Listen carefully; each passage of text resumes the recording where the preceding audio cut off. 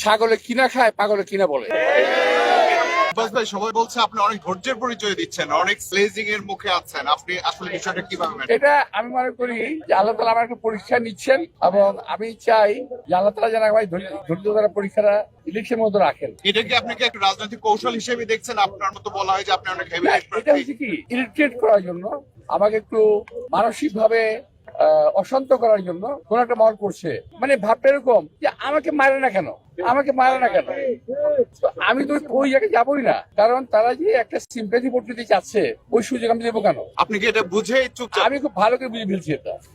আমার বয়স তো কম হয় নাই, ওদের মতো আমার নাতির বয়স না ওরা, তো আমার তো এবার অভিজ্ঞতা হয়ে গেছে। আপনার তো অনেক অভিজ্ঞতা, এইবার ইলেকশনের ক্যাম্পেইনের যে স্ট্র্যাটেজি অন্যদের আপনাদের সাথে সব মিলে একটু ট্রিকি মনে না, হচ্ছে।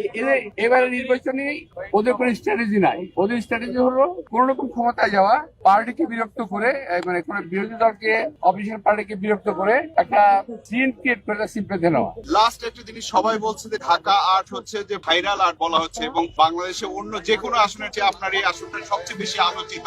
এই বিষয়ে আপনি কি? না, এটা হচ্ছে কি, আমি এক নাম্বার হলো এখানে আমি একমাত্র স্ট্যান্ডিং করি মেম্বার, এবং এখানে যা হচ্ছে এটা অনেকটা বিনোদনমূলক ঘটনা ঘটাচ্ছে কেউ কেউ, এই জন্য জনগণ এই দিন নজর খুব বেশি দিচ্ছে।